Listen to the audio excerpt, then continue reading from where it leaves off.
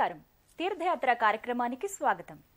సంపదలన్నింటిలోకి ఆరోగ్య సంపద అత్యంత గొప్పదిగా చెబుతోంది మన శాస్త్రం. అన్ని దానముల కన్నా అన్నదానం గొప్ప అన్నట్లుగానే ఆరోగ్య సంపద అత్యంత ముఖ్యమైనదని మన పూర్వీకులు చెప్పారు. అలాంటి ఆరోగ్య ప్రదాత శ్రీ మహావిష్ణువు యొక్క అవతారం ధన్వంతరి. ఈ ధన్వంతరి స్వామికి ఆలయాలు చాలా అరుదుగా కనిపిస్తాయి. అలాంటి ఓ అరుదైన ధన్వంతరి ఆలయాన్ని ఈనాటి మన తీర్థయాత్ర కార్యక్రమంలో తిలకిద్దాం. తెలంగాణ రాష్ట్రంలోని చారిత్రక ప్రాధాన్యం గల ప్రాంతం జగిత్యాల. ఒకప్పటి కరీంనగర్ జిల్లాలో భాగంగా ఉన్న జగిత్యాల నేడు జిల్లాగా ఆవిర్భవించిన విషయం విదితమే. అలాంటి జగిత్యాల పట్టణంలో మరెక్కడా లేని విధంగా ధన్వంతరి ఆలయాన్ని నిర్మించారు. ఏ ఆలయానికి వెళ్లినా ధనధాన్య సంపదను ఇవ్వమని కోరటం అతి సామాన్యంగా జరుగుతూ ఉంటుంది. ఈ ధన్వంతరి ఆలయంలో ఆరోగ్య సంపదను కోరుకుని నమస్కరించటం ప్రత్యేకం. అలాంటి విశిష్టమైన శ్రీ ధన్వంతరి ఆలయాన్ని తిలకిద్దాం. వైద్యో నారాయణో హరిహి. ప్రపంచానికి అత్యంత మహోన్నత వైద్యుడు శ్రీమన్నారాయణుడే.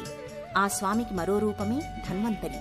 వేదకాలం నుండి వివిధ శారీరక మానసిక రుగ్మతలకు పరిష్కార మార్గాలను నిర్దేశిస్తూ సమస్త ప్రాణికోటికి ఆయురారోగ్యాలు అందిస్తున్న మహావైద్యుడు శ్రీ ధన్వంతరి.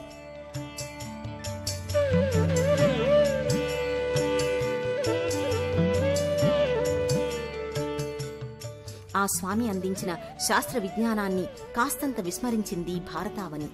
చిన్ని చిన్ని ఆహార చిట్కాలతో తొలగించుకోగల ఎన్నో అనారోగ్య సమస్యలను నేడు టాబ్లెట్స్ అన్న పేర అనేక బిళ్లల్ని వేసుకుంటూ సంతసిస్తున్నాం. అదలా ఉంచితే అత్యంత అరుదుగా దర్శనమిచ్చే ఓ అద్భుత దేవాలయం శ్రీ లక్ష్మీ సమేత శ్రీ ధన్వంతరి ఆలయం. తెలంగాణ రాష్ట్రంలోని ధార్మిక ఆధ్యాత్మిక తత్వవేత్తలు కొందరు కలిసి నిర్మించిన ఈ ఆలయం జగిత్యాల పట్టణంలో నెలకొని ఉంది. అభివృద్ధి పథంలో దూసుకు వెళుతున్న ఈ ఆలయ అందాలను, అందులో దాగి ఉన్న ఆరోగ్య రహస్యాలను, మహిమలను తెలుసుకుందాం. నల్లని గ్రానైట్ పలకలు తాపడం చేసిన గర్భాలయంలో శ్రీ మహావిష్ణువు సర్వాంగ సుందరంగా దర్శనమిస్తారు. దగద్ధగాయమానంగా వెలుగొందుతున్న మకర తోరణం మధ్యన చతుర్భుజునిగా నిలిచిన స్వామి హస్తాలలో శంకు, చక్రం, పద్మం, వీటితో పాటు ఔషధ పాత్ర ప్రత్యేకంగా గోచరిస్తుంది. మందార పుష్పమాలికలు, తులసిమాలలు, మల్లెలు, గులాబీలు పొదిగిన మాలలు స్వామి గళసీమను అలంకరించాయి. ఈ మందార పూలు, ఆకులు మానవ ఆరోగ్యానికి ఎంతగానో ఉపకరిస్తాయి అన్నది చాలా మందికి తెలుసు. మందార ఆకులతో తయారు చేసిన గుజ్జు జుట్టు రాలటాన్ని అరికట్టి పట్టులాంటి కురులను మగువల సొంతం చేస్తుంది. దీని శాస్త్రీయ ఆంగ్లనామం హైబిస్కస్ రాజా సైనసిస్ అని చెబుతారు. అలాంటి దివ్య గుణాలు గల మందారాన్ని మరచి అనేక రకాల కెమికల్స్ కలిపిన షాంపూలు నేడు మన పాలయ్యాయి. కోట్ల రూపాయలు విదేశీ వ్యాపారుల సొంతమవుతున్నాయి. ఈ రహస్య సమాచారాన్ని చెప్పకనే చెప్పే ప్రక్రియే మందారమాలలు. ఇక తులసి చేసే మేలు అంతా ఇంత అని చెప్పలేం. అందుకే తులసిని మాతగా భారత జాతి గౌరవిస్తుంది. తులసివనం పైనుండి వీచే గాలి సైతం శ్వాసకోశ వ్యాధులను ఉపశమింపచేస్తుందని ఆరోగ్య శాస్త్రం చెబుతుంది. ఆక్సిజన్ ని 24 గంటలు విడుదల చేసేది తులసి.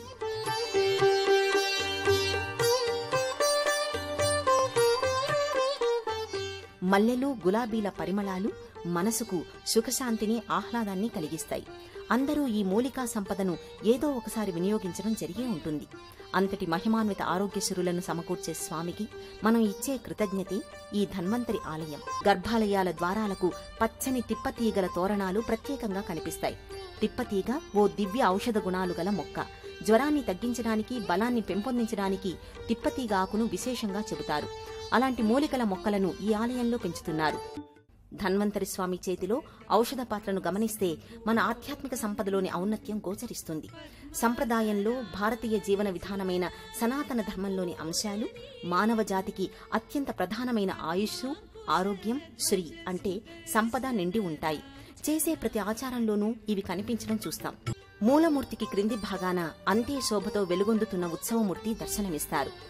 ప్రక్కనే శ్రీ లక్ష్మీదేవి అమ్మవారు సకల సంపదల ప్రదాతగా వెలుగొందుతుంటుంది. ఒకప్పుడు పాల సముద్ర మథనం చేసి శుభకరమైన దివ్య ఔషధమైన అమృతాన్ని పొందటానికి దేవదానవులు మందర పర్వతాన్ని కవ్వంగా చేసి ఆదిశేషుణ్ణి తాడుగా కట్టి పాల సముద్రాన్ని చిలికారని పురాణాలు చెబుతున్నాయి.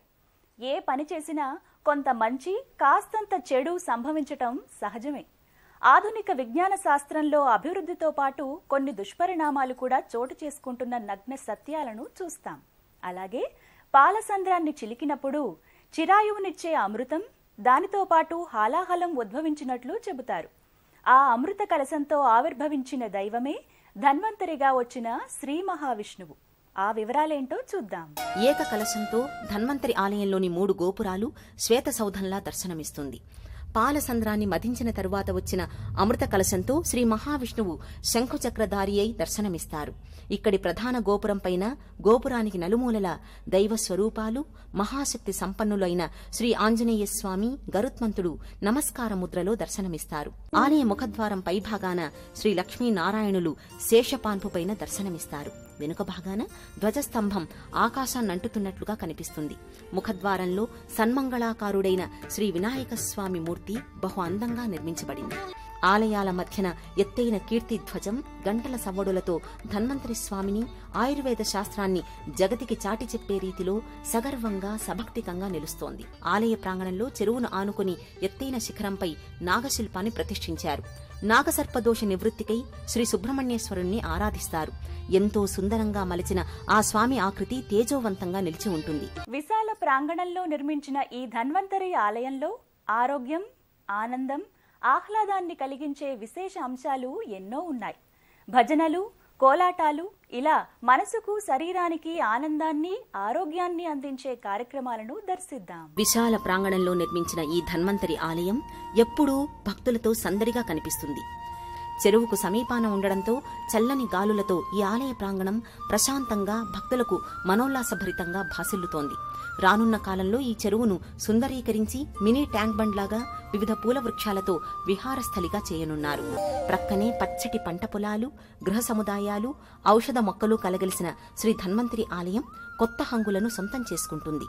పెనవేసుకున్న అశ్వత్థ, నింబ వృక్షాలు ఆలయ ఆవరణలో భక్తులకు దర్శనమిస్తాయి. ఈ 2 వృక్షాలు మనుష్య జాతికి ప్రకృతి అందించిన ఆయుర్వేద మహాసంపద. భక్తులు ఆలయ ప్రదక్షిణలు చేసి స్వామివారిని, అమ్మవారిని సభక్తికంగా నమస్కరించుకుని వారి భక్తి ప్రపత్తులను చాటుకుంటారు. మహిళా భక్తులు ఆనంద పారవస్యంతో నృత్యాలు చేసి స్వామి అనుగ్రహానికి పాత్రులవుతారు.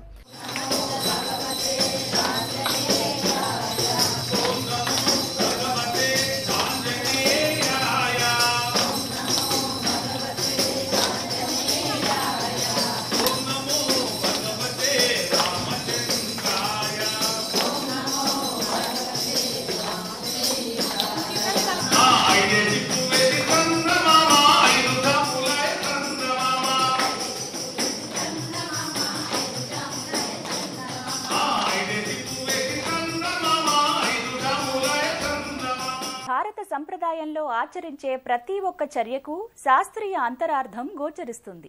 ఉదాహరణకు సంధ్యావందనం, సూర్య నమస్కారాలు తీసుకుంటే ఉదయపు సూర్యరశ్మిలో శరీరానికి కావలసిన విటమిన్ డి పుష్కలంగా లభిస్తుంది అని నేటి శాస్త్రవేత్తలు కూడా గ్రహించారు. అంటే సూర్య భగవానుడి దర్శనం, అర్చనం అత్యంత కీలకమని గ్రహించాలి. అలాంటి ప్రత్యక్ష దైవమైన సూర్య భగవానుణ్ణి, సిరి సంపదలనిచ్చే శ్రీలక్ష్మి అమ్మవారితో పాటు మరికొందరి దేవతలను అర్చించే భాగ్యం కలుగుతోంది ఈ ఆలయంలో. ఆ వివరాలేంటో చూద్దాం. శ్రీ ధన్వంతరి నారాయణస్వామి గర్భాలయం ప్రక్కనే శ్రీ లక్ష్మీదేవి మందిరం నెలకొని ఉంది. మందార పుష్ప గజమాల, మల్లె, తులసితో అల్లిన మాలలు అలంకరించి అమ్మకి పూజ చేస్తారు. జగిత్యాలలోని శ్రీ ధన్వంతరి ఆలయంలో ప్రధాన ఉపాలయం శ్రీ సూర్యనారాయణ స్వామి ఆలయం. సప్తాస్వరథారూఢుడై దర్శనమిచ్చే ప్రత్యక్ష స్వామి సూర్య భగవానుడు. మూల విరాట్టుకు క్రింది భాగాన శ్రీ సూర్యనారాయణ స్వామి లోహ ఉత్సవమూర్తి ధగద్ధగాయమానంగా వెలుగొందుతూ ఉంటుంది. ఆరోగ్య అభయహస్తాన్ని చూపుతూ ఆ స్వామి సుందర రూపం దర్శించినంతనే శారీరక బాధలు తొలగుతాయన్నది సత్యం. ప్రతినిత్యం సూర్యునికి ఎదురుగా నిల్చుని స్తుతించినా, సూర్య నమస్కారాలు చేసినా విశేష ఫలితాలు కలుగుతాయని నేటి ఆధునిక వైద్యశాస్త్రం కూడా చెబుతోంది. ఏమిటి ఈ సప్తాశ్వాలు, ఎందుకు ఆ స్వామి వాటిని బంధించి వాటిపై స్వారీ చేస్తున్నారు అనే విషయాన్ని గ్రహిస్తే అంతకంటే ఆధ్యాత్మికం, ఆనందదాయకం, ఆరోగ్యప్రదాయకం మరొకటి ఉండదు. ప్రతి ఒక్కరూ అరిషడ్వర్గాలనే అశ్వాలకు కళ్లం వేస్తే జీవితం సంతోషదాయకమవుతుంది అనే నగ్న సత్యాన్ని గ్రహించాలి. మేమిక్కడ శ్రీ ధన్వంతరి స్వామి వారి యొక్క, తర్వాత సూర్యనారాయణ స్వామి వారి యొక్క, ధనలక్ష్మి వారి యొక్క 108 నామాలతో కూడినటువంటి ఒక ప్రతిని తయారు చేశాము. ఆ ప్రతిని వారి ద్వారా రాయించి వారికి అర్చన చేయించి వారి యొక్క సంకల్పాన్ని స్వామివారికి నివేదించి వారు రాసినటువంటి ఏదైతే ఆ ప్రతి ఉంటుందో ఆ ప్రతిని సాక్షాత్తు శ్రీ ధన్వంతరి స్వామి వారి యొక్క సన్నిధానంలో ఉండేట్టుగా దాన్ని అమర్చుతున్నాం. వారి యొక్క సంకల్ప సిద్ధి కావాలని చెప్పి, వారి యొక్క ఆరోగ్యం బాగుండాలి, వారు సుఖసంతరతో ఉండాలని చెప్పి సంకల్పాన్ని చేసి వారి యొక్క ప్రధానమైనటువంటి అంశాన్ని మేము ఇక్కడ ధన్వంతరి స్వామికి నివేదించి వారి యొక్క సన్నిధానంలో వేయడానికి ఏర్పాటు చేసి, తెలిసి తెలియక చేసే ఆచరణ కంటే విషయ పరిజ్ఞానాన్ని వృద్ధి చేసుకుని వాటిని ఆచరించినప్పుడు విశేష ఫలితాలు దక్కుతాయి. ఉదాహరణకి గోపూజ. గోవు నుండి వెలువడే ప్రతి వస్తువు మానవాళికి ఎంతో మేలు చేస్తాయి. ఏ పదార్థం ఎలాంటి మేలు చేస్తుంది అని తెలుసుకుంటే మన ఆలయ ప్రాంగణంలో శ్రీ లక్ష్మీ సమేత ధన్వంతరి శ్రీ సూర్యనారాయణులకు భక్తులు విశేష పూజలను అత్యంత భక్తి శ్రద్ధలతో నిర్వహిస్తారు. ఆ పూజా కార్యక్రమాల్లో మనము పాల్గొని చూసి ఆనందిద్దాం.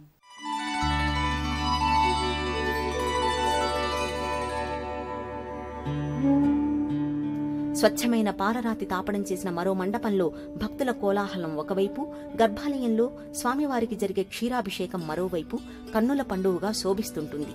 ఈ ధన్వంతరి ఆలయంలో పంచామృత సహిత చందన హరిద్రోదక అభిషేకం అమోఘంగా నిర్వహిస్తారు. అభిషేకానంతరం స్వామిని వివిధ రకాల పుష్పమాలికలతో, తులసిమాలలతో అలంకరిస్తారు.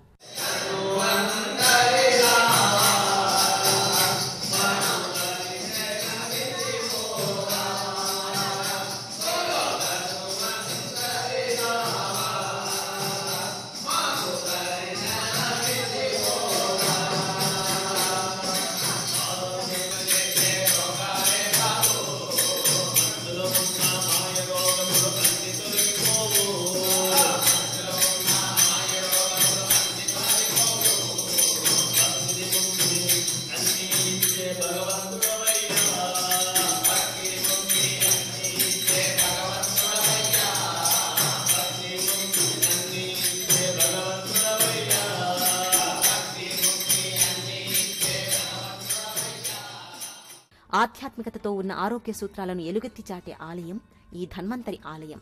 అలాంటి శ్రీ లక్ష్మీదేవి పూజలలో కుంకుమార్చన ప్రత్యేకం.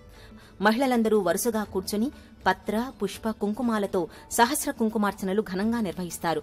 పెళ్లి కాని కన్నెపిల్లలతో సువాసిని పూజలు చేయిస్తారు. భక్తి పారవస్యంతో మహిళలు, పురుషులు ఆలపించే భజన కీర్తనలు మనసులోని రుగ్మతలను తొలగించి ఆనందాన్ని, ఆహ్లాదాన్ని, ఆరోగ్యాన్ని అందిస్తాయి.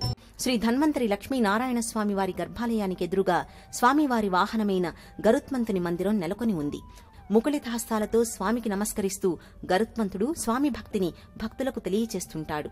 ఎంతో మహిమాన్వితము, ప్రత్యేకమైన జగిత్యాల శ్రీ లక్ష్మీ సమేత ధన్వంతరి స్వామి వారి ఆలయ దర్శనం బహుపుణ్యదాయకం, ఆరోగ్యప్రదాయకం. సర్వే జనా సుఖినో భవంతు.